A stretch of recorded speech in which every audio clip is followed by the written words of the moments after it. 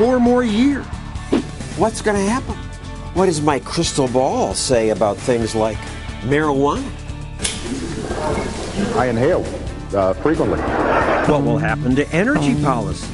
This intolerable excessive dependence on foreign energy sources. Who will Obama appoint to the court? Will this regulation pile grow bigger?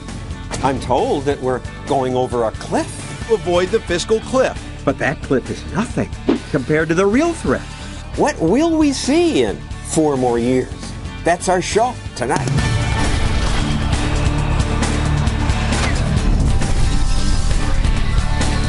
And now, John Stossel. I'm ready for the next 4 years because I've got my crystal ball and I can see what's going to happen. First, over the next few months, pundits will scream about the fiscal cliff. That's a series of tax increases and budget cuts that will automatically go into effect January 1st unless Congress works out a deal. Will they? Yes, I can see it in here. Politicians will meet and then they'll hold press conferences and fret and predict disaster, and then they'll reach a deal right before the end. It won't solve much, it'll just postpone the reckoning, but they'll congratulate themselves and the media will move on to something else.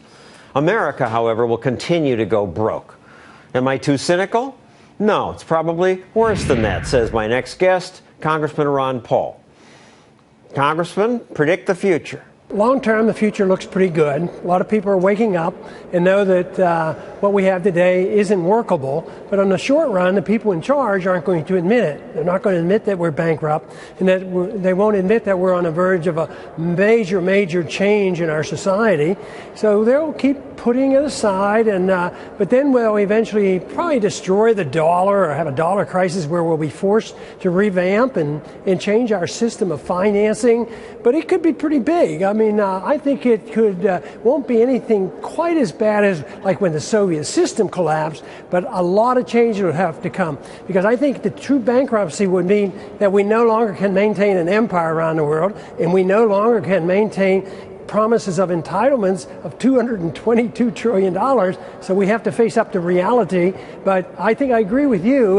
Don't expect all the solutions to come on January 1st. They're going to have some doctored up proposal and people will announce it and the stock market may go up. But ultimately, we will have to face up to, the excessive spending and the excessive size of government, but not for a little while yet. Though that sequestration law on January 1st was designed to acknowledge the politicians' unwillingness to make tough cuts. Here's how Jim Engel of Fox reported it. The fiscal cliff was crafted to be so distasteful, officials would do any and everything to avoid it. So you don't think they'll say, gee, we don't want to cut this money from the military, domestic spending, we're finally going to cut entitlements, make some real decisions? They assume that they made it so bad that they wouldn't accept it, but I don't think they did anything. They're not even talking about cuts. They're talking about cutting, $1 trillion over 10 years, $100 billion, and they're not talking about real cuts. They're talking about cuts in baseline budgeting. Let me stop you. Explain baseline budgeting. And I hate it when you politicians talk that way, because no person who's normal understands that. What you mean is that if I'm going to cut, it means I spend less next year. When you guys do it, it means... It means that we have already written into the next 10-year budget automatic increases. So if you're proposing, let's say, $10 billion increase for next year and you cut it down to 9, they say they're cutting 10%. But they're not cutting anything. They're only increasing it $9 billion instead of $10 billion. So it's done on purpose so that people get confused, and that cuts don't mean anything. Cuts mean only nibbling away at the proposed increases, and that's the reason nothing ever happens. And they've got away with this for a long time because both sides, whether liberals or conservatives, they had different reasons they wanted to spend money, and there was a lot of wealth in the country, and they usually could get along with it. Okay, we'll raise milk subsidies and tobacco subsidies, and we'll vote for you one versus the other. But now the Treasury's bare, the country's bankrupt, they won't admit it, and that's why there's so much anger and frustration, because it's hard to divvy up loot when there's none left to divvy up. Thank you, Congressman Paul. The focus in the media this week is that if the automatic tax increases, and 4/5 of this cliff is tax increases, if they and the spending cuts do happen, the cuts total $55 billion from defense, $55 billion from domestic spending into the future, that will be terrible. It's a nightmare. I'm worried about it, too. Because that's a total disaster. Which really will create chaos. And drive our economy off the fiscal cliff. Really? Well, one of the people who teaches me economics says, no, sequestration might be okay. That's Russ Roberts of the Hoover Institute. So it's not this big, horrible crisis? Well, when government spending is about $3.8 trillion, and you're going to cut $100 billion, that's a deck chair on the Titanic. It's not really a dramatic change. Now, it might be good, even if it's across the board. Well, if they're actual cuts, I think that would be great. And I think across the board is the way to go. I'd cut 10, 20% across the board if I had my druthers. But I think across the board scares people because they think, well, no, let's cut the things that were really let's save the things that are really important and cut the things that are not so important. That never works. Across the board, actually. Everybody says it's all important. It's all important. It's all crucial. Now, the tax increases sound scarier. That's about $400 billion. Of course, we have so much more than the cuts, four times as much. But we have $1 trillion deficit. We're already spending for the last 4 years, each year, $1 trillion more than we take in. So saying, oh, we're going to raise taxes by $400 billion in 1 year, well, we're already raising them $1 trillion in the future. So to me, the idea of raising taxes is probably a good idea. It says this spending that we've been doing is not a free lunch. And not just raising taxes by eliminating the Bush tax cuts. They're now talking about let's even things out a bit, get rid of some deductions, make the code simpler. That wouldn't be bad. Well, tax reform would be a really great idea. There's good tax reform and there's bad tax reform. Some deductions probably would be good to get rid of. Some maybe not so good for the economy as a whole. But certainly the idea of tax simplification, of taking advantage of this scary fiscal cliff, would be a good idea to prod Congress into simplifying the tax code. And that would be good for the economy. But simplifying means eliminating deductions. And as I look at the list of them, I can't see Congress agreeing to them because it's deductions for pension contributions. That's the biggest. Mortgage deduction, earned income tax credit, the deduction for having children, charity. They're not going to, I don't need this to say they're not going to give that up. They're not going to touch those. What they could do is put a cap on the size, the total amount of deductions someone could take, an idea that Romney suggested in the campaign, I think will be appealing to certainly to the Democrats and maybe to the Republicans. Now, 20% of the budget and about half the fiscal cliff spending cuts would come from the military budget. Russ, you're not a defense specialist, so let's bring in Ben Friedman of the Cato Institute. So it's almost a 10% cut, I'm told. It's terrible. The Republicans are hysterical about this.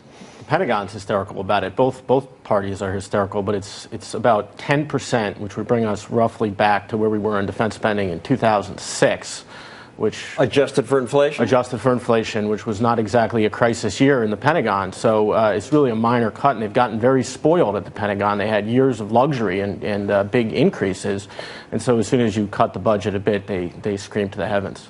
Defense Secretary Leon Panetta says it would weaken our defense system, be irresponsible.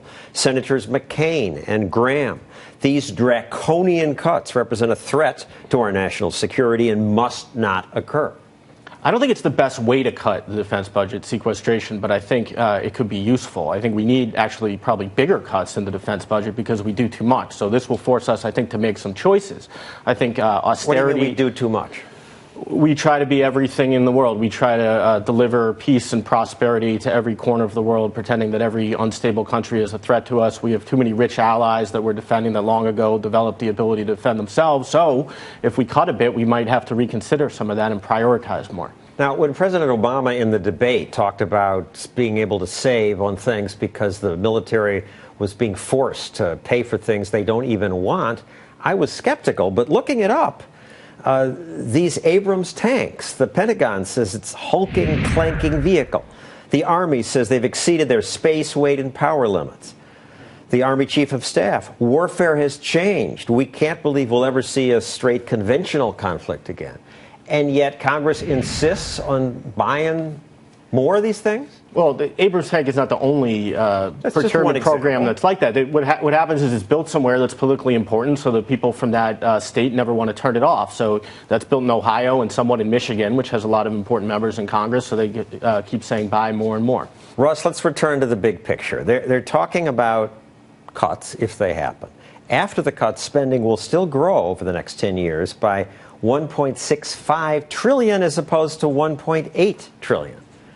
Big deal. I think we're sending a signal to the world that we're not acting like grown-ups, we're not mature, we're not responsible, and I think it'd be great if somebody in Washington could take the lead and say, hey, it's time to act like a grown-up. When you spend $3.8 trillion, it's not so much whether we're covering it with taxes today or borrowing.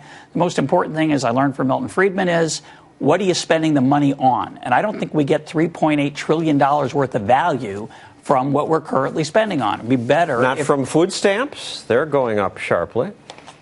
Well, the people who receive food stamps like them. That's not the worst thing the government does. How about people are disabled? Payments up sharply for that. Growing dramatically. So the country gets safer all the time, but more people collect disability payments. That law has been liberalized, and the courts have interpreted in ways that make it easier for people to go on disability.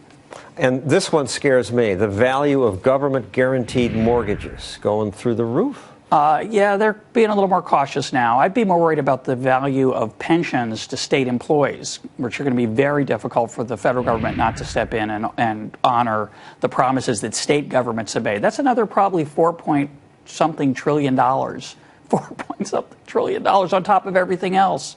We've made too many promises we can't keep. We've got to somehow find a way to live a little bit closer to our means and to spend our money a little more wisely. Thank you, Russ Roberts and Ben Friedman.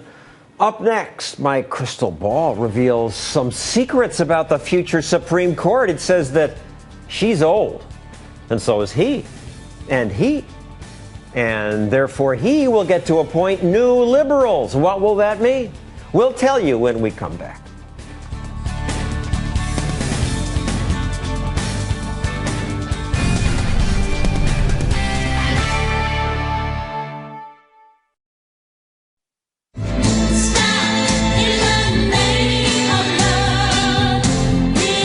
Now the Supremes. Before the election, some libertarians said, Romney, Obama, who cares? They're both big government bureaucrats. Not much difference in what they'll do.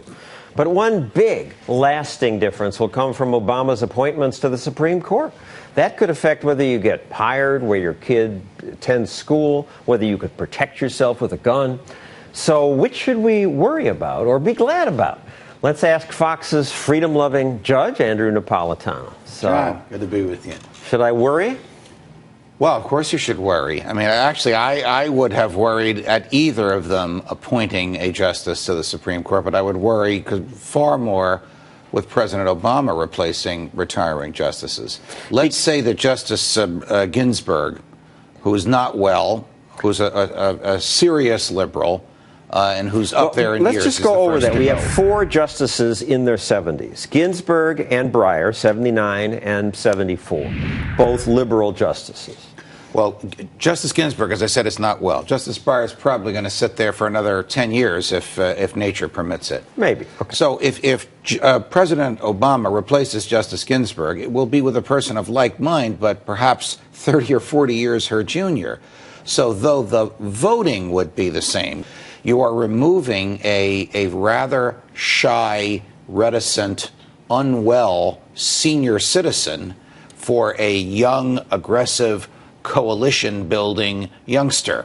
And that's probably what you're going to get. You'll probably get someone like Justice Sotomayor or Justice Kagan who plans to sit there for another 30 or 40 years. And 30, 40 years is probably the norm now. When the Republic was created, most of the justices were already past the average age of death. They didn't serve Right. As you know, they serve for life. And in the modern era, they have attempted to end their terms, so far as they can, control this, during the presidency of a president of the same party that appointed them. Obviously, sometimes nature interferes, but to the extent that this is a free choice, they will attempt to do that. So I think you can soundly expect that Justice Ginsburg will leave the court by one means or another in the next 4 years. I don't expect any of the others will. I can't imagine that Justice Kennedy or Justice Scalia will voluntarily go under a President Obama. Justice Scalia is 76 years old. Justice Kennedy is 76. He's the swing justice. Scalia, conservative. They are young. Young 76? They are young 76. All right, but let's say we got 4 people who are going to be 80 years old. Let's say they all leave the court for whatever reason, and President Obama picks Chuck Schumer, Hillary Clinton, Nancy Pelosi, Barney Frank. I'm going to move to Canada. What changes in the court? What changes in America? If President Obama literally were able to replace Justice Scalia and Justice Kennedy with people of like mind to the president, that would change the balance on the court radically. That would probably undo the Second Amendment and return it to the point where the progressives like it, which is only the government can own guns. School choice? I would think that there'd be very little left of school choice, that a progressive Supreme Court would require you to go to the public school, or send your children to the public school in the neighborhood where you live and where you pay taxes. President Obama says even if your religious belief says abortion's evil, you have to pay for it. It's not just abortion, it's euthanasia and contraception as well. The president doesn't care about that, and I think he would appoint justices who agree with him. What else might the court change? We can anticipate that a progressive court, a court filled with Sonia Sotomayors and Elena Kagans, will be an activist court that will look... And they're young enough to serve to the year 2045. Correct, that will look for ways to put the progressive imprint on the law of the land. Bad news, thank you, from Judge Napolitano. Up next, do you run a business, create jobs? My crystal ball says the next 4 years may drown you.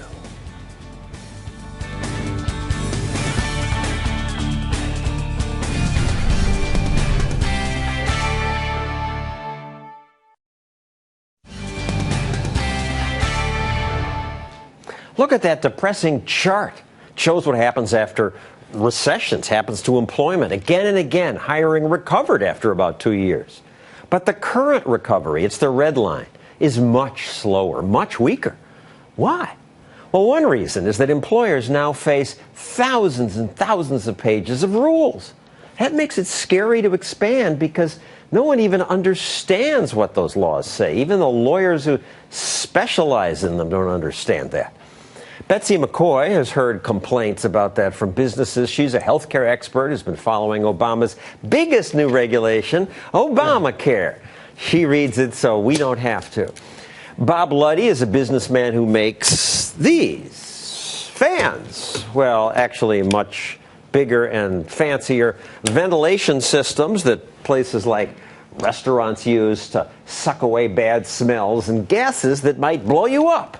So, you making money? We are making money, and in spite of everything, we're still expanding, but it's more difficult in this environment because of HR rules. Human resources rules. Yeah, which don't make any sense, really, even for the employees. Uncertainty about taxes and other regulations that are coming into the marketplace. For example, Department of Energy wants to regulate fan motors over 5 horsepower when we're already in a highly competitive industry. All right, they say they want to regulate them to make the exhaust fans more energy efficient. They say it's necessary to carry out the purposes of Part A1 of the EPCA, whatever that is, to conserve the energy resources of the nation. That's what the industry does. They're on my side. Yeah, what do you mean the industry does? You just want to make money. We are constantly testing fans. There's an industry organization that has a scientific approach to this. And you're already trying to make them more efficient because it'll help you sell fans. Absolutely. Now you're talking about the free market, John. But they just don't get that. They totally don't understand it. And you've been in business for 35 years. You built your company from nothing to now 700 employees. It was different 35 years ago? Oh, absolutely. I mean, compared to today, it seemed like there was no regulation back then. Certainly not at the federal level. Maybe we had some state things we had to deal with. Now the federal government's going to be engaged in our health care. After 25 years of being self-insured and efficient, we don't need their help. Let's talk about that. I have my own copy of Obamacare. Oh, boy. But mine is much fresher than yours because I didn't read mine. But you've read that, and what do companies tell you? Well, they call the you all the employer mandate is one of the most troubling parts of it. This employer mandate says that every employer with 50 or more full-time workers has to provide health insurance. And not just any health insurance. It has to be the one-size-fits-all government-designed plan, which will cost about twice as much as what most employers currently offer. So a lot of companies who have high turnover, they have a cheap plan. These are mostly young people. They're going to have to get a fancier plan. Well, and let me explain what they're going to do. So many companies are going to simply stop offering insurance. McKinsey & Company did a survey and found that over a third of employers are already considering not offering insurance anymore. Because the penalty is cheaper. It's just a couple $1,000. That's right. Here's the point. This employer-mandated plan adds $1.79 per hour, every hour, to the cost of hiring a busboy or a waitress or a receptionist, actually to the cost of hiring any full-time employee. But when you're hiring neurosurgeons, $1.79 doesn't matter. When you're hiring entry-level people, it really does. It's $2,000 a year. That's almost. Right. So employers can stop offering insurance and pay a penalty. And they will. And some already have said they will. That's right. So here are people who were getting insurance on the job and had a full-time job. Now they're at risk of a part-time job and no insurance. Still? We're going to try to continue our work covering our workers under our self-insurance, but it's going to raise the cost for us and for the employees. So you may expand less, hire fewer people. Absolutely. You expand with new capital. And if the government takes your capital, you expand less. And this drives some people offshore. You say the components you buy, motors, bearings, filtration, all those manufacturers have moved offshore? Many of them have, or most in those particular industries. And if you think about it, America should be able to compete regardless of labor costs with any country in the world because modern manufacturing uses machine tools. But if you put enough regulation and enough trouble, it forces these companies. So it's not the cost of the American worker, it's just the confusion over I don't this? think it's the cost of the American worker at all. Of course, large unionized operations, yes, that's a big issue. But for normal manufacturing, modern manufacturing, it's highly capital investment intensive, and labor has to be highly skilled, and we have the most skilled labor in the free world. Now, Betsy, this law, you tell me, says that the employee cannot be asked to cover more than 9% of their income in premiums, which sounds 9.5% of their household income. And I was going to tell Bob about this because this is going to be a nightmare for you. You literally, as an employer, will have to ask every employee, what does your husband or wife make? Because you have to know their household income, not just your employee's income. So then, if you're hiring somebody, you may want to hire somebody whose wife or husband makes more money so that you can ask them to contribute more to their health insurance. This is a nightmare. And what I would think would be the only hope for health care is if you get these health savings accounts, these high deductible plans where the employees have a little more skin in the game and make some of their own decisions. They are going to go out. They're not officially banned in here. No, but the way the law is structured, it's going to be almost impossible to get one. All the plans are going to be the same. And the plan has to cover things like alcoholism treatment, drug treatment, psychiatry, contraception. Though if you get another politician in there, they may ban. It's just all up to the whims of the state. You're raising something really interesting because women were told, contraception is guaranteed here. It isn't. This law says that your plan will include whatever the current occupant of the White House says you ought to have in your health insurance. And the next occupant of the White House may say something completely different. Who wants the president making all those decisions for you? Bob, they're trying to help us. They're trying to protect people. Well, I think the central problem is that individuals and small companies make much better economic decisions than any government ever could. And the government says, well, we're going to spend another $1 billion here and $1 billion there. We've got to get away from this so that business grows faster than government, or we'll have higher unemployment, we'll have more stress on the middle class. And that's exactly what you've seen for the last 4 years. At the moment, government's growing faster than business. Absolutely. Thank you, Betsy. Thank you, Bob. Up next, what is my crystal ball? Where is it? What does my crystal ball say about whether you, that's right, you there with the illegal substance, what are the chances that you'll go to jail?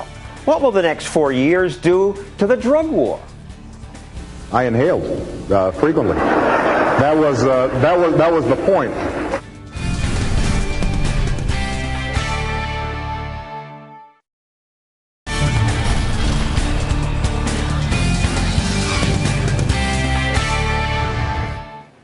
Did you hear that? That was the sound of handcuffs clicking on someone, because every 19 seconds, somewhere in America, someone's arrested for drugs. Every 19 seconds. So what does my crystal ball show? Well, Colorado and Washington just legalized weed. What'll that mean? Let's ask Theodore Dalrymple, former prison psychiatrist who says drug laws are absolutely needed.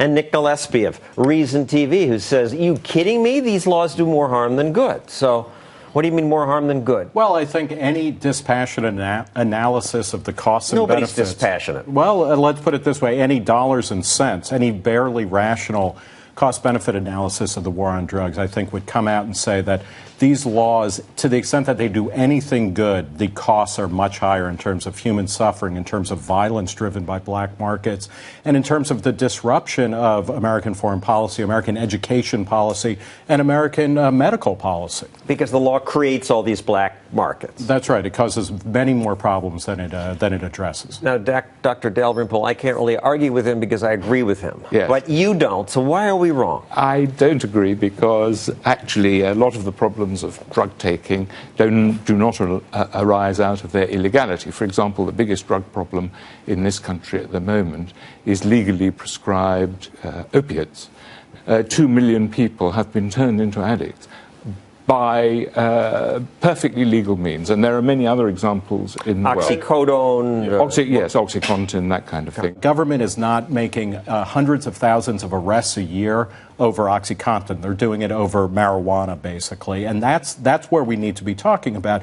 Do we want to have a massive federal and state and local project that we call the war on drugs going on, where it's filling up prisons, where it is taking time away from other necessary purposes and things like that, all to say, like, let's say that there are some people who get addicted to a particular type of drug.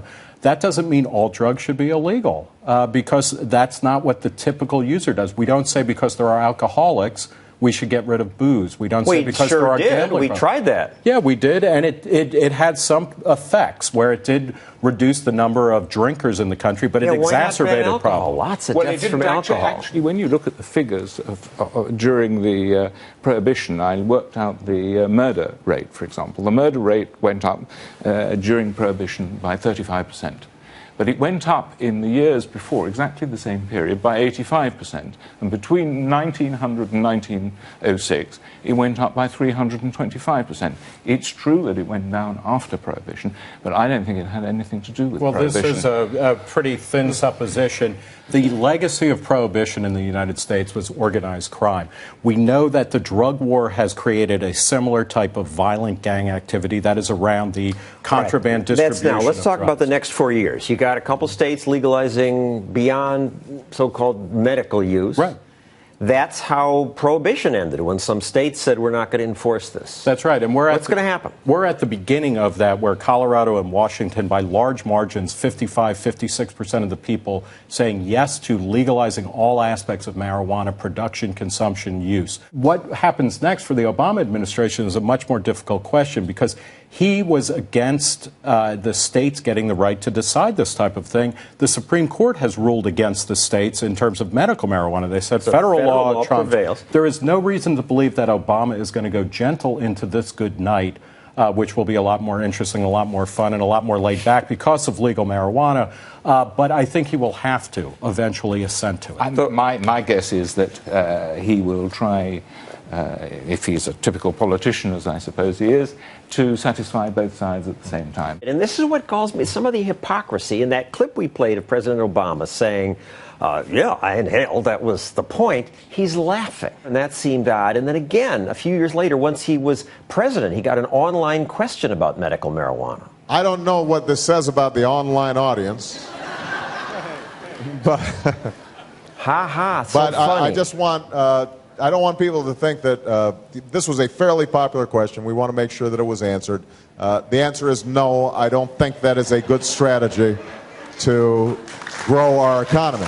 So So he's saying, I smoked weed, yeah, it was great, laugh, laugh, ha, ha, but I'm going to lock you up. This is one of the most cynical dimensions of Obama as a politician, and he gets a free pass from people in the media and people who support him who think he's on their side. He's shown no indication of that. He's even upped the ante by running a campaign ad with one of the actors who went on to serve him from the Harold and Kumar franchise. Yeah, well, let's play that ad. And I can't believe that this was part of the official Obama campaign. Hey, this is Barack. Listen, I need to know if you're on board. Okay, good. Because I'm counting on you. Everybody is. We have to get this right. Standard stuff so far, but then... Just remember that I'm trusting you on this, and I'll see you there.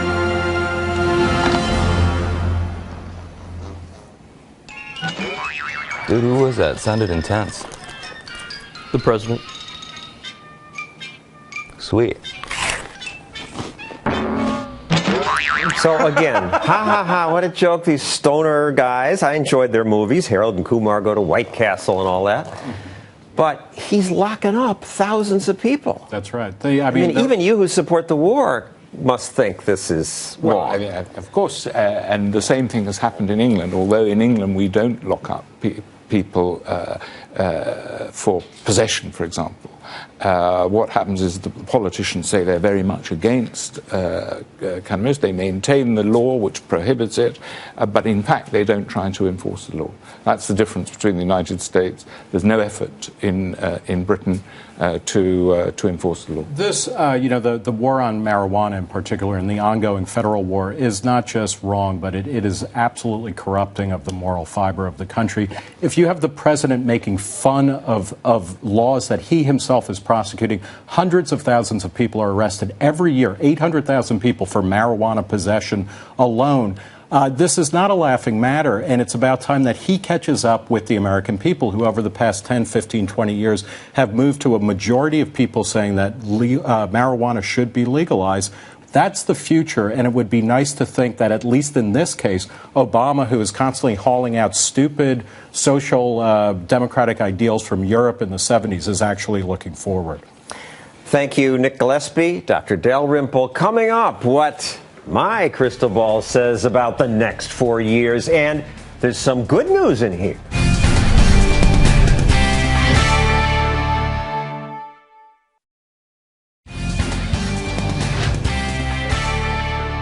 We've doubled the production of clean energy across America. The most important thing we can do is to make sure we control our own energy. Two important ideas, more clean energy and control our own energy. That does sound important. So now that Obama got 4 more years, what's going to happen? Jerry Taylor studies energy for the Cato Institute. What's going to happen? Heck, I'd like clean energy, too, if it could be cost competitive and affordable. The point is, without the subsidies, it wouldn't be there. In fact, as the wind energy tax credit is disappearing this year, most of the wind energy projects are just collapsing. Without the subsidies, they don't exist. And they're only subsidies for a reason. It's more expensive than the other energy. If it weren't, we wouldn't need to subsidize as lavishly as we do. They wouldn't be there without the subsidy. Right. Control our own energy, he says. I'm not sure exactly what the point of controlling our own energy is. Let's assume all of our oil came from, say, Alaska or Texas. If there's a supply disruption in the Middle East, it's going to increase the price of our crude oil just as much as it's going to increase their price of their crude oil. How about a shortage of some angry foreign country cutting us off? Well, if an angry foreign country cuts us off, instead of buying oil from that angry foreign country, we'd buy oil from people who bought oil from that angry foreign country. Or we'd play a game of musical chairs, or we'd buy from somebody else, and we'd displace customers, then buy from that angry foreign country. In 1973, we had exactly that scenario. We had an Arab oil embargo, and it didn't reduce imports to the United States at all, because this is a global market. And somebody sells it to somebody who sells it to somebody. It's the same reason the grain embargo against the Soviets in 79 didn't keep U.S. grain out of the Soviet Union. It's an international market, and once you sell the corn or soybeans or wheat to somebody, it's going to go where the market dictates, not where you like it to go. Front page of the Wall Street Journal this week. The U.S. will overtake Saudi Arabia as the world's largest oil producer by 2020. It may or it may not. We'll have to see. But that's certainly good news, and I enjoyed reading about that because I'm old enough to remember president after president promising that they will bring us closer to energy independence for our country by 1980. By 1985. In 10 years. By the year 2025. They kept pushing it out. Oh, yeah, it's always just on the horizon. When people worry about energy independence, what they're really worried about are imports. And the main import is crude oil. And even under these scenarios, we're still going to be dependent upon foreign crude. And most of what we import comes from Mexico and Canada. Hardly countries likely to threaten us. The president also, he takes credit for the boom in oil and gas production. We have increased oil production to the highest levels in 16 years. Natural gas production is the highest it's been in decades. He says. It sounds like he made it happen. Well, if I were offering a brief for the Obama administration, I'd say this. At least he didn't screw it up, which is absolutely true. He could have. Didn't he screw it up by saying you can't drill here and this is off limits and we're not going to let you build Keystone? Screwed it up for the future? You can say, if you were an advocate of Obama's policies in this regard, that he's approved more permit applications than the Bush administration did. He's approved more of them by quite a bit. Oil production on federal lands is up more than it was during the Bush administration, and he didn't screw that up. And there are regulations that he's imposed on hydraulic fracturing, which the industry doesn't care for, but it hasn't done enough to strangle production. Production continues to go up. So far, he's held a relatively benign position. In fact, when he was in the Senate, he voted for a law which exempted hydraulic fracturing from about 6 or 7 different environmental laws. And environmentalists in the Congress today are trying to get, to repeal those exemptions, and the administration is not backing those repeal efforts. But when he says we did this, it sounds like he did it. Well, and the truth is, it was people discovering new ways to get more stuff out of the ground. It's a guy named George Mitchell, and he spent over a decade trying to figure out ways to improve on hydraulic fracturing, and he hit the jackpot, and that's what unleashed the innovation.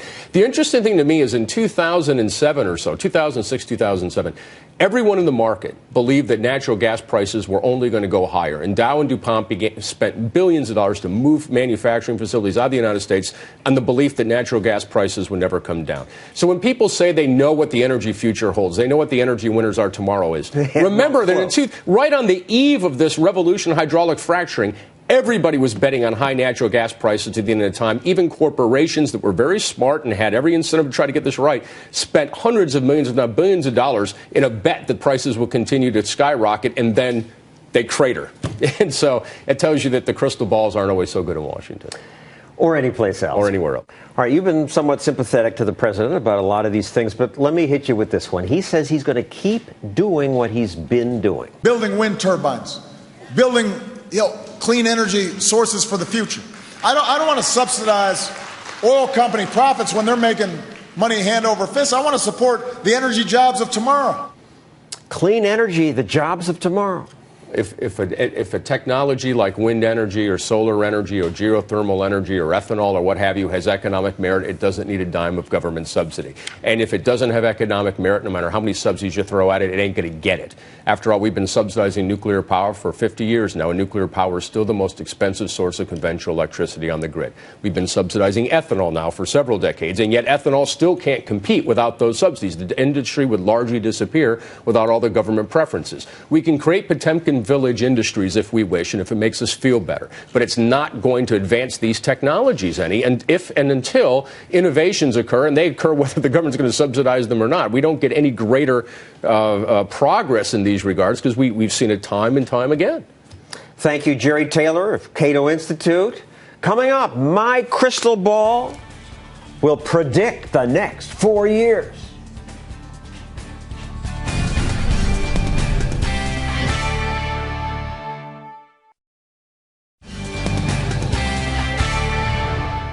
Now that the election's over, what will 4 more years bring? If I look into my magic ball, I see Lindsay Lohan is back in rehab. Justin Bieber reaches puberty. And the regulatory state will have grown by another 12,000 pages. Hey, they do add another 75 pages of laws every week. My crystal ball also tells me that healthcare will cost more, and yet we'll have fewer choices. Our national debt will be up to $20 trillion after 4 years.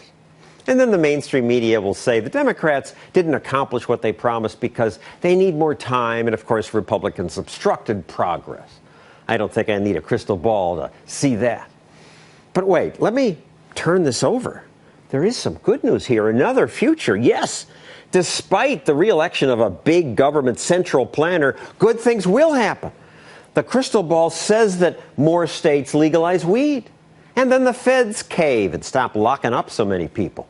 Crime drops, gang members find useful work, drug use is no longer cool, and taxpayers save millions. I pronounce you both married. Gay marriage expands, and so more Americans are married. School choice becomes the norm. Bureaucrats and unions couldn't stop it. Parents demand it. Americans read this book, learn practical economics, and so gas lines immediately vanish. Military spending is lower, but because the Pentagon had to ask hard questions like, what is our mission? America is now safer. And we are richer because we have a simple flat tax and because people finally rise up and say, these rules, they don't do what you promised. They mostly stop us from doing good, new things. They waste our time and tie us up in a spider web of freedom-killing red tape. So be gone, rules. Be gone complex taxes, too. So 4 years from now, we'll live without those in a prosperous, free country. It says so right here in my crystal ball. Hey, it could happen. That's our show. I'm John Stossel. Good night.